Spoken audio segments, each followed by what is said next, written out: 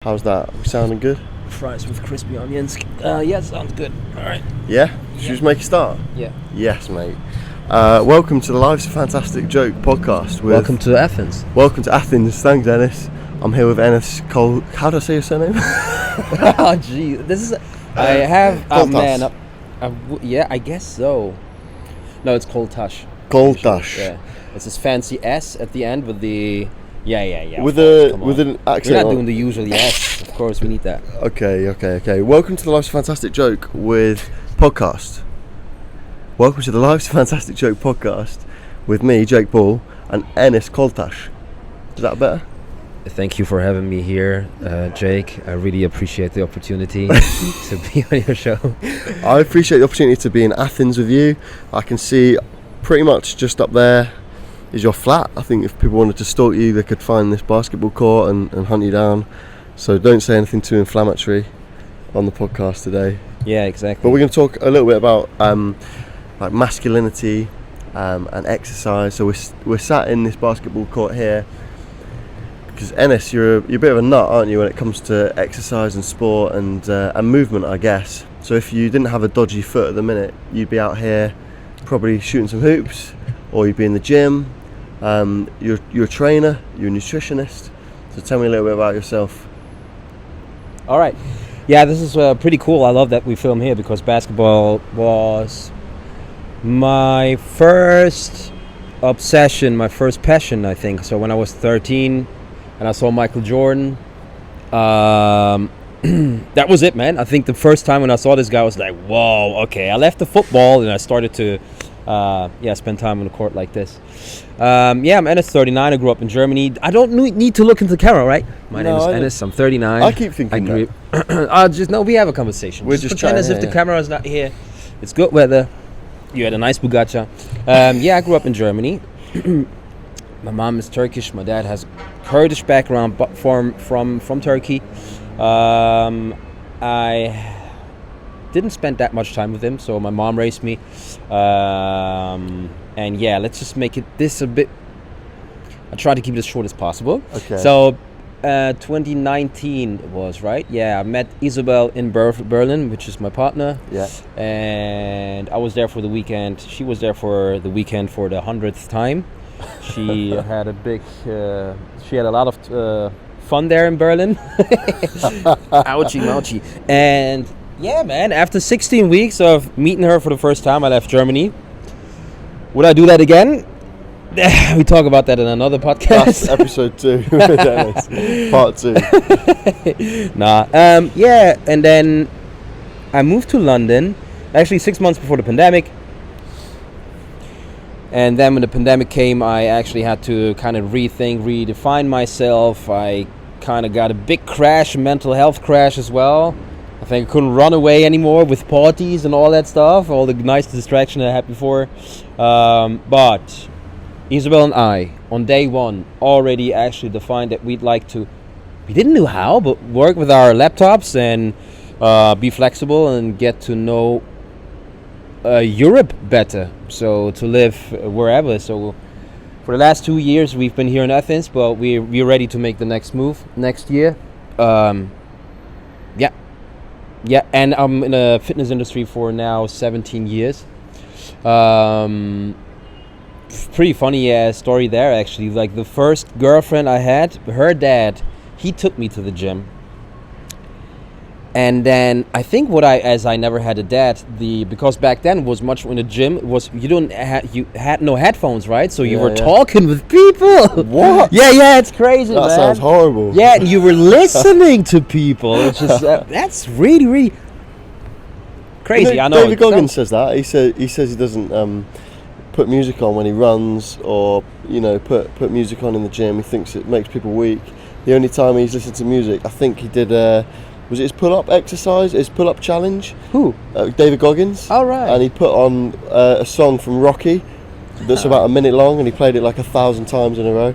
Wow. But yeah, he says like you with your ex-girlfriend's dad, no music in the gym whatsoever. Yeah, well, what I actually wanted to say is, I had a really good connection with one of these coaches, and you could see he had a philosophy behind it. So I was obsessed with that now, right? So I jumped into the fitness industry. I played that much basketball. We played like 30 hours. We were like naughty kids. We had nothing else to do. We tried to not to go home, so we were just on the court 30 hours per week at least, until my knee was hurt and my body was just a completely disaster. Yeah. So this coach made it possible that I can be on the court again after like 2-3 weeks. Nice. And yeah, that's the background So story that to that got you into it. You realised that coaching, you could rehabilitate your body. You could push new limits. Apart from now, when you've got a shit foot. But that's what got you into it, into the idea of coaching and personal training. just to see adults and men getting advice from men that are really helpful in my life. Yeah. I think that was a big element as well, because I had no father figure. So to have that in the gym, and then that was really cool. I think that was something that worked in me as well. And yeah, and then I was in love with the job. That's great, man. Yeah. And so now you are setting up your own brand. Like you said, you and Isabel are working on trying to do stuff from your laptops and trying to be remote. So you're setting up a brand that's called Balls on Ice, right? Yeah. And your big focus there, you talked about having male role models and masculine figures in your life. The idea there is about, I suppose, and tell me if I'm wrong here, but maximising your abilities as a man, making the most of your body and making sure that you're, I suppose, most well equipped to exist in the world. So talk a little bit around that. A lot of stuff around hormones and nutrition, which is obviously your background. Yeah, so the approach is a holistic approach, which means hyper focus on neurotransmitters and hormones. So that's what we talked about in the kitchen, right? No carbs in the morning, because they'll just take a drive in the morning. Yeah, have so them in the evening. Eniz is having 5 eggs in the morning, and I'm having a bugacha, right? Yeah, I cut it down to 5. I had 10 eggs usually. Yeah. But yeah, still all good. Yeah, holistic approach, and now with the balls on ice, exactly. It's like a bit of like a political statement as well, because I want to put everything out there that I've got, right? So I'd like to share my background and the way I grew up, which I think is very triggering for a lot of people. Yeah. And I noticed it every time I shared like some stories of my childhood with Isabel. She was like, "Man, fuck, that's not normal. You need therapy." I'm like, "Oh, really?"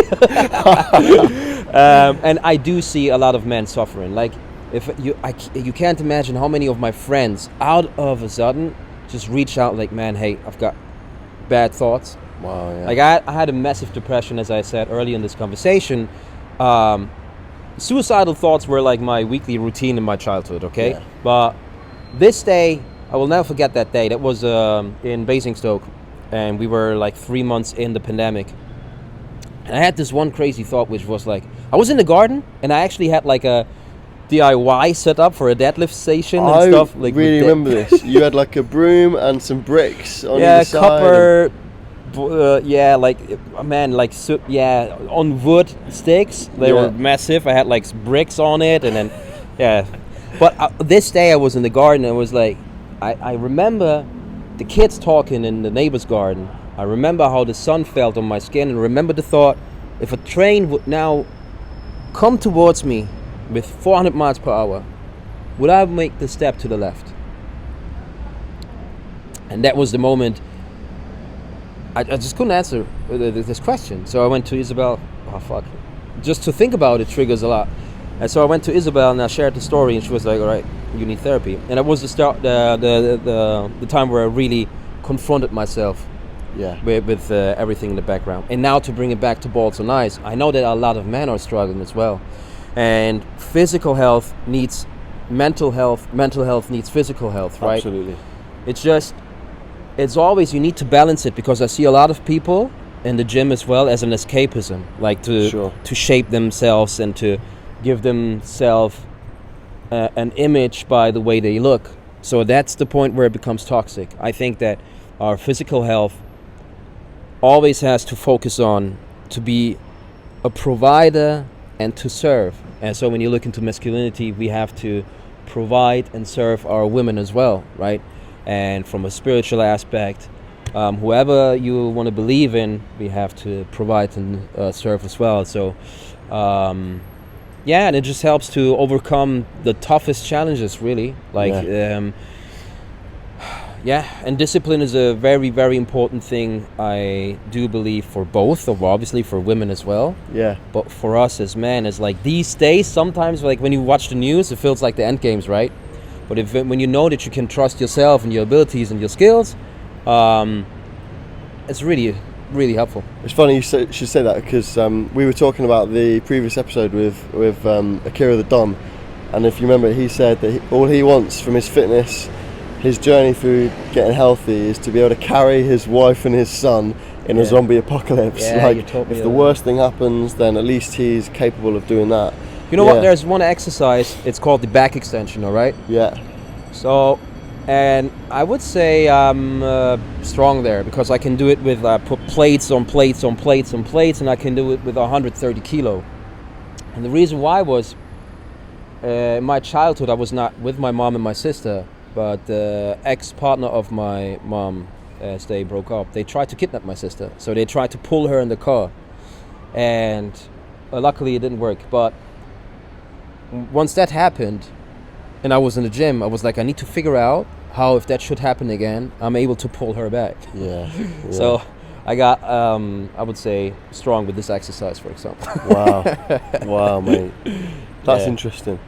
And I suppose coming back to this idea about masculinity, something you said a minute ago, I don't know if people will be triggered by that, to say, we as men need to provide for our women. I suppose that's talking for you specifically, or for I guess it's like heteronormative, isn't it? To say we're providing for our women, but I suppose just to provide for our loved ones, like provide for the people that we care for, right?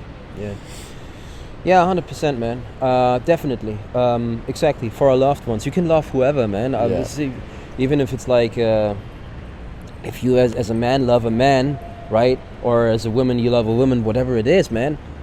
It's good to be able to do that. To be physically capable of taking care of them, Yeah, and just the idea of being independent and not to depend on a source where you don't really know, is there not enough knowledge behind it or whatever. Like when you look into the health system, right, it's a big mess. Yeah. So I don't want to depend on that, man. Yeah. Like not a single day in my life, not when I'm 90, not when I'm 95. That's great. And I'm doing stuff now to make sure that it will not happen.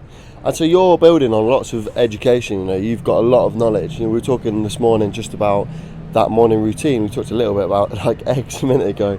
But tell me, maybe there's some knowledge you can share with the people that are listening or watching in terms of how they want to best set up their day. What have you built into your life so that you're working towards being that best version of yourself, that can be a provider, that can, when push comes to shove, do what needs to be done? I think some people have a daily routine which is kind of narcotic for themselves. So they just wake up right before they have to go to work, which already says like you don't love your day, you don't like to get up, you hate your life, right? You don't love yourself, you don't respect yourself. And then they go home. And just to clarify, like that's been me too. That's no shame on anybody else who's in that situation. Yeah. Because I'm sure we've both been in that situation in the past of not respecting yourself. 100%, man. Even my relationship with women was very toxic. Like, I'm not trying to be like, I'm not trying to pretend that I was always like this. I was going through bad times, and I was a bad motherfucker. I was like, I was spending time with bad people. Bad people. Well, with the other world, I would say, kind of lost myself for a while. But to answer your question, what would it be? Well, yeah, exactly. So instead of just waking up, drinking a coffee because I'm tired as fuck, running to work, coming home and spending the rest of the day in front of the TV, hey, I will not accept any I don't have time for that in the morning, because then you don't get the approach, the idea. The idea is you have at least 1.5 hours in the morning for yourself, for this daily routine, because this morning routine that I just will release, I think next week, as an ebook, we'll make sure that when it comes to your purpose, when it comes to your mental health, your clarity in life, your energy level, when it comes to longevity, when it comes to all the fields that you probably don't take time for, this is the time where we make sure that we tick the boxes. Yeah. All right? And yes, it takes an hour. Yes, it might take 75 minutes. But in the long run, it will improve everything in your life. Yeah. If it's your, like, if, no matter what it is, even if it's like your potential income, if it's like, as we talked about a few times, mental health, physical health, it will just improve it.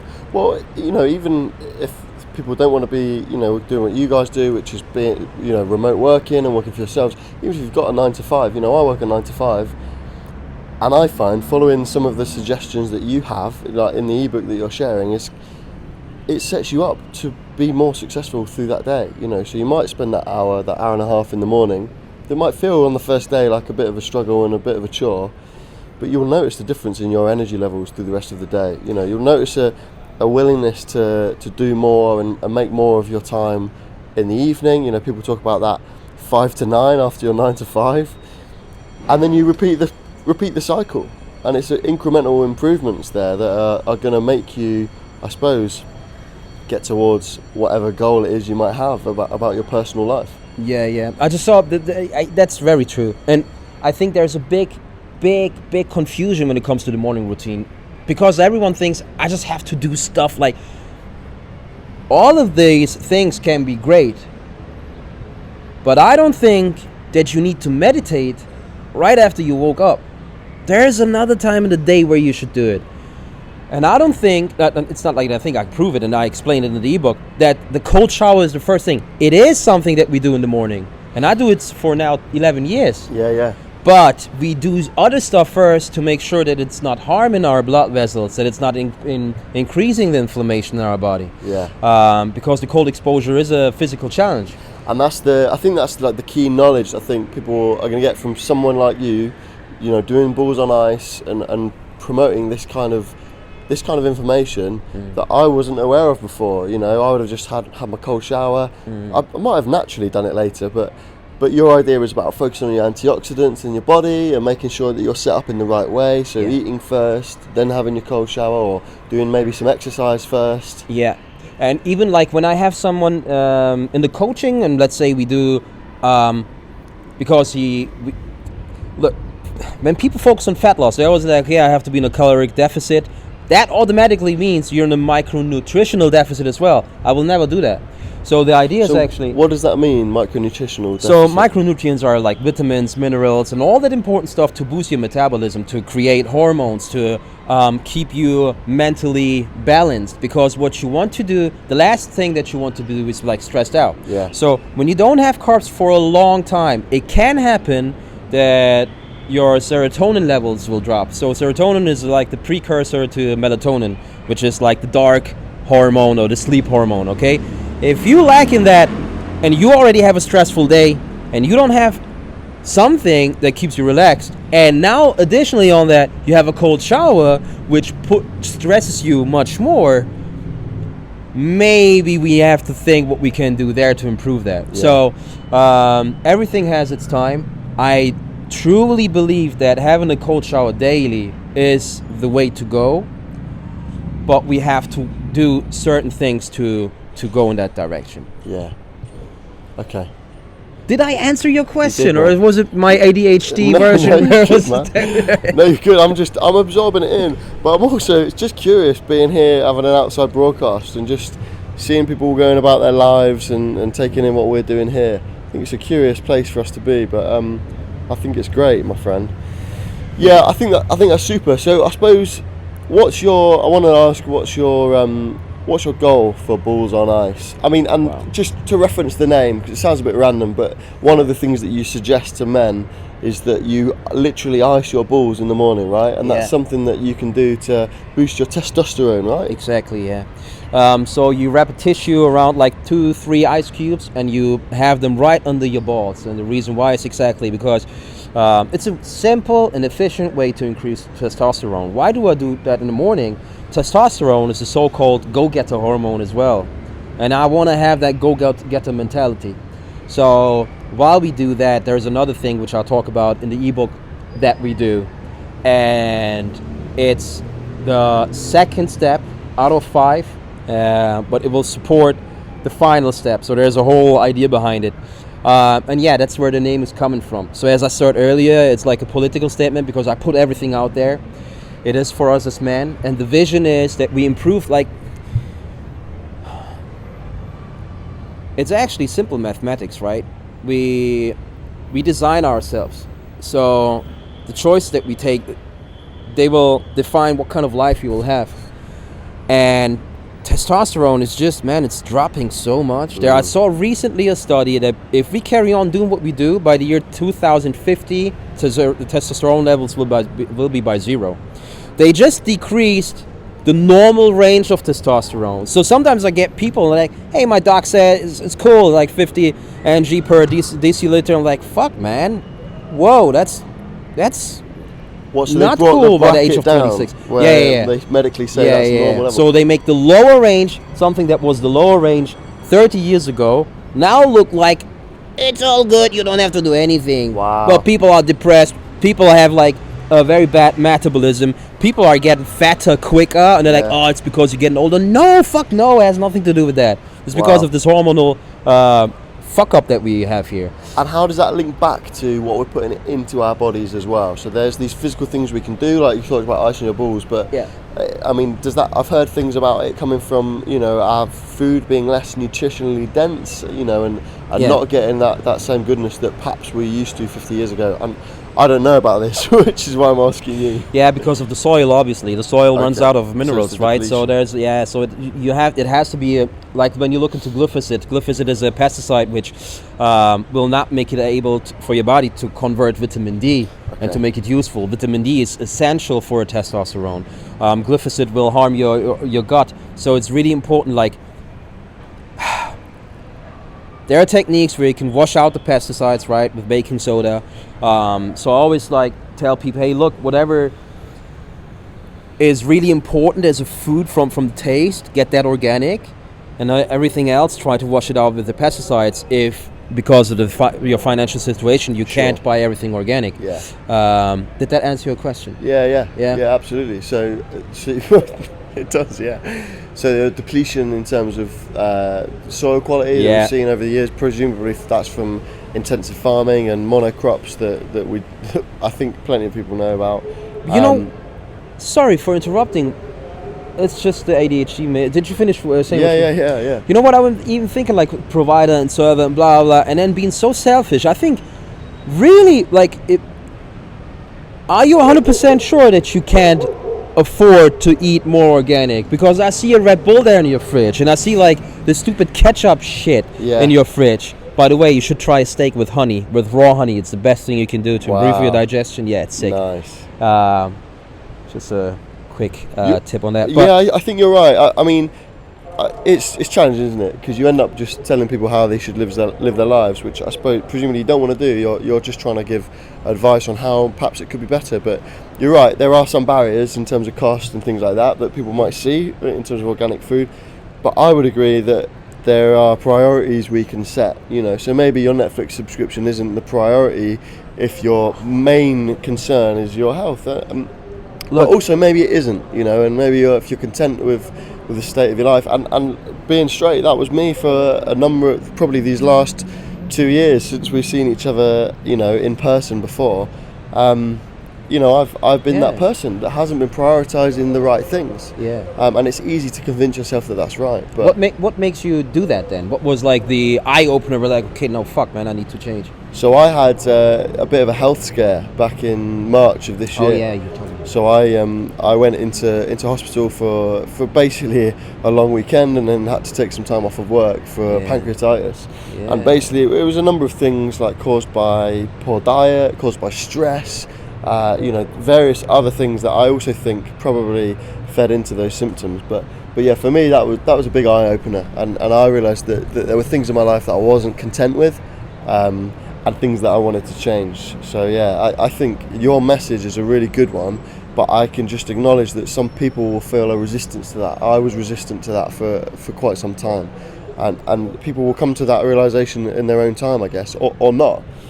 People have got a freedom to be unhealthy and unhappy and all of this, but I suppose what you're trying to put out there through Balls on Ice is some tangible things people can do that will make a difference in their life. Yeah, man, and I'm obsessed with it. I really is. If I show you how many tabs I've got open on my phone, it's like 357 tabs. Wow. Just PubMed, just studies, just doing, and I'm doing this for like more than a decade now. So I'm really obsessed with it. You are passionate about it, aren't you? Oh fuck, man! Because I truly believe that, like,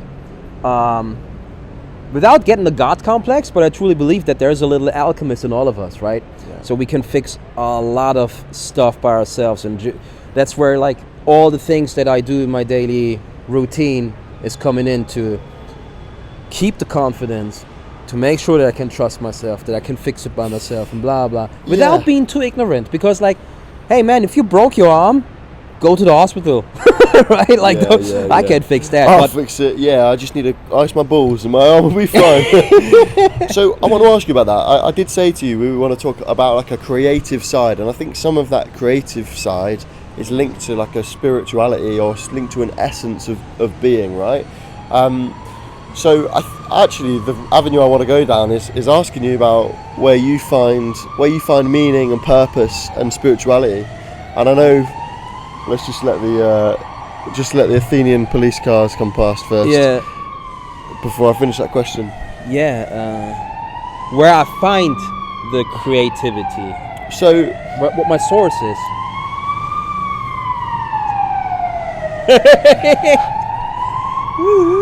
It's fun actually. You see a lot of around Athens. You know that this is the police station, by the way, right? This horrible. Yeah. Really? Yeah. I didn't know that. Yeah. Oh, we chose the worst location.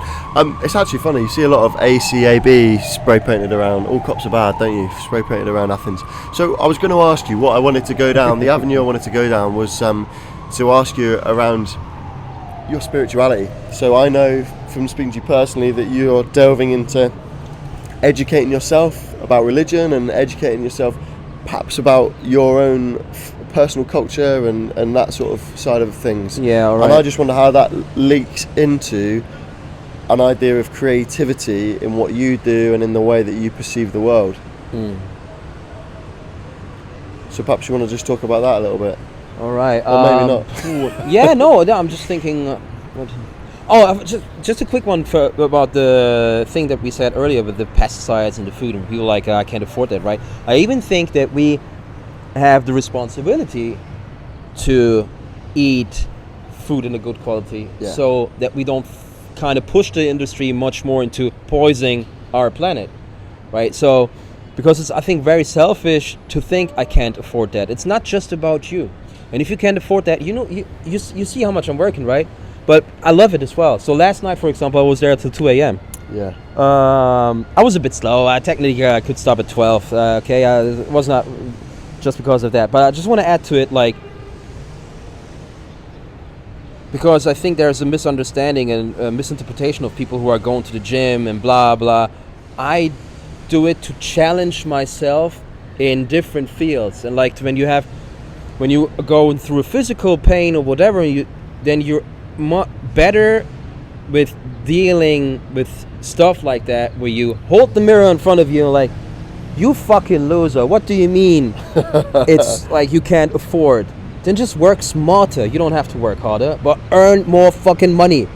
Or just rethink, do I need to spend that much money on that stupid shit? Like, don't need a Bugatti just yet. Not yet. Not yet, no. Exactly that. Yeah, choosing your priorities, isn't it? Yeah. And to give you the answer, so if you could just, because I was maybe I misunderstood the question. So do you mean where I get the inspiration from, or what spirituality means now in my life? Yeah, I think there's two aspects there. I'd like to know. So what I'm trying to do, talking to people for Life's a Fantastic Joke, is to see that creativity that each of us have.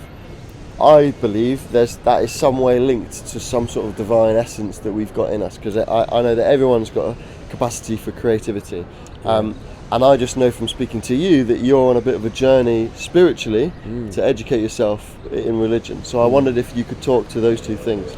100%. Spirituality is such a big word, isn't it?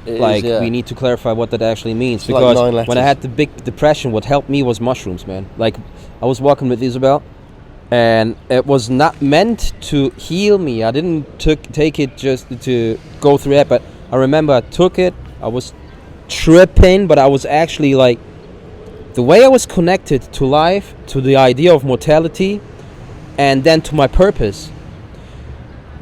Back then, it's called Balls on Ice now, but back then it was called building better humans. That was the idea behind it. And on our way back, when we walked back from the fields, I looked at Isabel and was like, man, I feel like I'm healed. And I was in therapy at that time. I said to her, I don't think I need therapy anymore. Which I think I still do need therapy. But to bring it back now to spirituality, I know that at the moment I'm like trying to define for me what's right and what's not right here, because in the Islam, for example, to take mushrooms, it's not so cool. Yeah. Right. I think that's where you cross the line. But I'm trying to study the Quran now. Yeah. And the reason why I do it now by the age of 39, the ex-partner of my mom, he was like, oh my God, he was pro-ISIS around that time, very extreme, harmed our family. So because of him, I actually had like a big distance to, not because I thought that I always knew that the religion is beautiful, and it's like, it's incredible, like, but because of the memories that I've got through the Islam towards him, that's why I was at a distance to it. Yeah. And why since the big the shithole, like now that we have the Gaza situation where Israel is just showing their true face, that was like, I was thinking, because I see a lot of anger, right? People, it's hard to control your emotions. So I was like, okay, how can I deal with this better? And I always try to find in a negative situation to make the best out of it. So I was like, okay, the outcome from my personal experience with it has to be that I dedicate myself now to understand the belief better, and I'm 100% confident that it will just help me through situations like that and so on. So I hope that I gave you a decent answer there, because I try to still allow myself to challenge me. Yeah. Okay, hey, I do appreciate the experience that I had from mushrooms. Spirituality is a big word. Yeah. But this is something completely else than a religion. They're separate. Yeah. And I think there's the absolute beauty in life is that we carry the torch. We don't have to get a God complex and think that we, I think just to provide and serve is beautiful, man. Like, why don't we just can jump back on that and fall in love with it? Yeah. So is that what you mean by carry the baton to then what you're doing, educating yourself and then potentially passing on those stories and those beliefs to future generations? Is that what you mean? Yeah, 100%. Yeah. I think we as a... Now, if you're watching the video, you can see the exact moment Eniz knocks the cable and ruins his audio quality. So please bear with. It definitely comes back. I'm not sure exactly when, but it will be restored. And you can still hear him. So thank you. Sorry. Enjoy. Men at my age, they complain about the youth, right? Man, I was not a single bit better. Like, how many cars did we try to steal? How many? Like, we just did so much stupid shit. Okay, and we had just wrong role models. Yeah. And instead of complaining about it, have the dialogue. Yeah. Right. Each one teach one. There's no one reaching out to them.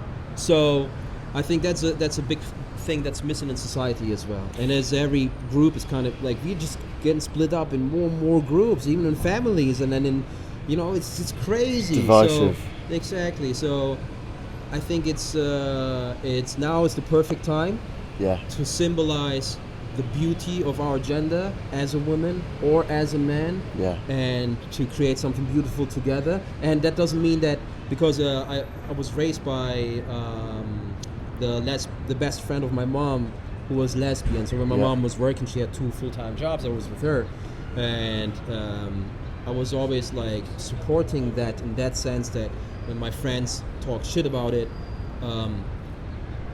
I was stood up for it, right? So I'm not saying that's wrong. Yeah. There's different ways to bring someone up, and I suppose actually, something that I know is on your heart is looking out for single parents and single mothers, right? And if you're happy for me to share that, some of your your future ambition is to be able to do something for single mothers. Yeah, throw out some gang signs for the geezers in Athens. Right, so you're by no means saying that there's only this nuclear family, this cliched idea. You are accepting that there's multiple different facets in different ways. But really, and this guy wants to be on the podcast, but really, what's on your heart is to reach out to that youth and make sure that they're getting the best start in life. Yeah, so the reason why I went for wrong role models is because when you ask for love and you don't get it, you surround yourself by negativity and hate, and it's a disaster. And you just actually scream for love. Yeah. As a young man, when you're like 14, 15, 16, and that was created by my mom having no time for me. And I'm not blaming her. So she, like, because that's not where the story ends, right? She has a story, and there's a story behind it. That's so how right. far, like, once you see that from that perspective, it's easier to deal with and to accept that and to kind of forgive scenarios. But yes, man, she died from cancer 3 years ago. And if she would have, like, if we as society would just support women more, single parents, there are men out there as well who are raising their kids by themselves. Yeah. It's crazy. Like 50% of these kids nowadays, and will become more, are getting raised by a single parent. Yeah. And that's a big problem. We normalized it, but it's not normal. In that sense. Well, I think, just to challenge that, I think it is normal in the sense that it's okay, you know, that to take the shame away from that person is the right thing. That's not, you know, both of us, I think, have come from, you know, raised in maybe broken families or single parent households, right? So I think it's normal in the sense that it's okay, and, you know, it is what it is. But what you're saying is that there is something lacking there that we need to make sure that people have access to. Yeah, right? Exactly. And that's why, and that's where Balls on Ice comes in place as well, because you always have to serve and provide yourself first to be able to serve and provide for your family, your partner, your colleagues, your teammates, whatever it is. So it starts here, but the goal is to then be able to go further with it, right? Yeah. So, and I would love to have a platform and a community, thousands of men who now are able, with the daily morning routine, with the workout idea, with the way that we see, think, and consume food, that we're now able to look out for our women, even in our society, right? To make it normal that when you know that in your neighborhood there's this single parent, that you just knock on the door and be like, hey, is there anything that I can do for you? Yeah. Just to normalize that we help out each other and try to make the coolest and best neighborhood, you know? Yeah. Without, if you don't want to share whatever's happening in your life, you don't have to share it. But the idea is really to have then a platform for single parents as well, where they just, you know, click in, and there's like, whatever it is like a forum where they can just exchange their experiences. There are free courses for them and all that stuff to support them. So yeah, that's the big goal. That's great, man. Yeah, I really like that idea. I think of what you're saying is to take responsibility for your own life and your own parameters of your being, so that then you can extend that out into your sphere of influence, you know, so your family, the people, your co-workers around you, people that you interact with within your neighborhood, and to be, I suppose, that best version of yourself to have the most positive impact possible. Yeah, 100%. But that doesn't mean, because there's a big thing with this red pill, blue pill culture right now. I don't even know what red means or what blue means, but it sounds really... You don't like the sound of it. Purple. Let's take the purple pill, mate. Let's take the purple pill. Oh, so, D12. exactly. Blue and yellow, purple, all pills. Cool, calm, just like my mum. No, sorry. What I was going to ask you is just if we can wrap this up, I suppose, and just to reflect quickly on, I'd like to hear your views on Life's a Fantastic Joke. Like, what does that mean to you specifically? But then also, I want to know that, for me, that is my motto. That's something that I hold very dearly. something that has got me through thick and thin, like through rough and smooth. What's your motto, and where do you find that daily reassurance or reminder of what you're trying to do? Yeah. So when you look into, when you see a commercial from a perfume on TV, it's all about yourself, right? Put yourself on the spotlight, get the attention for this, it's a very ego-driven society that we live in today. And could you just repeat the question, because that was... So I'd like to know if you have a motto or something that keeps you grounded or brings you back to your purpose.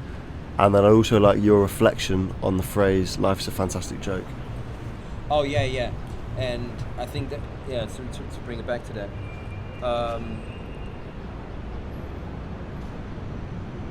balance is so important.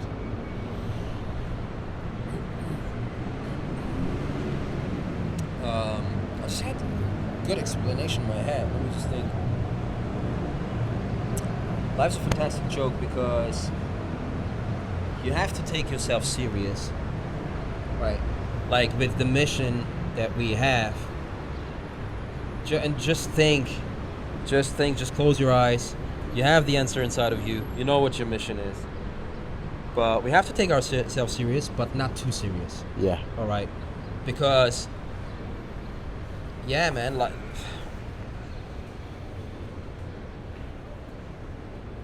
why is life a fantastic joke? Because we're trying to run away from the absolute beauty in life, which is like, people are scared nowadays of having responsibility of a dog or a child, because then they don't have enough time for themselves. But the true beauty in life is exactly there. Yeah. It's exactly there. So, and fear is controlling our lives nowadays so much that if we would allow ourselves to ask, truly, is that what I'm really scared of, or what other people are telling me that I should be scared of? So, life is a fantastic joke because we're actually running away from things that would probably make us happy as fuck. And we surround ourselves with things that are just soaking the energy out of us. Yeah. But life is beautiful, man.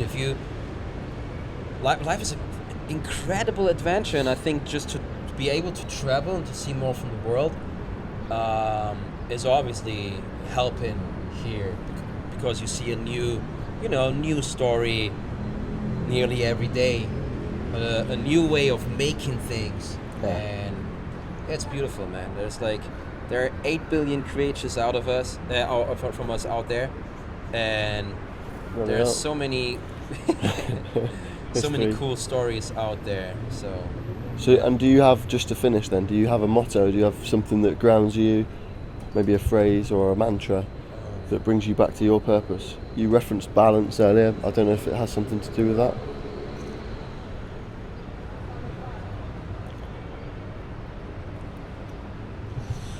Bugatti. For anyone that doesn't know, that Eniz is trying to... No, not really. No, I don't have one specific. I just want to explain that. Eniz is trying to manifest a Bugatti.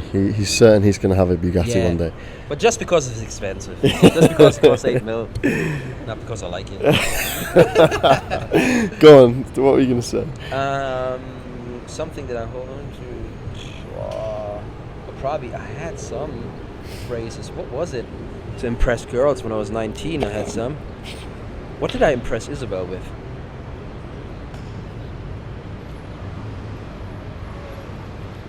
I can't say that here, sorry. I can't say that here, no. No. Or what wise words then would you... But you know what? I love the title "Life is a Fantastic Joke," because when you take one word out, it gives a completely different meaning. Yeah. When you say life is a joke, that sounds very sad, right? It's very, very That's negative. what usually people say, right? Life's a joke, life's a bitch, life's that. But when you just add that one word, fantastic, and that's exactly where sometimes when we just shift the perspective just 1 degree, or just our perspective for a tiny bit, it's completely different. So I've had story. people misread it sometimes and say life's a fucking joke, and I don't know whether there's some element of that where they're perceiving it in that way, like life's a joke, life's a fucking joke. No, it's not. We are saying life is a fantastic joke. Yeah. There's beauty in the struggle. Yeah. Yeah, nice. Oh, that's very nice. Beauty in the struggle. Yeah, that's I think a nice way to finish this episode. Beautiful, man. Thanks for your time. Of course, thank you. Let's turn this off.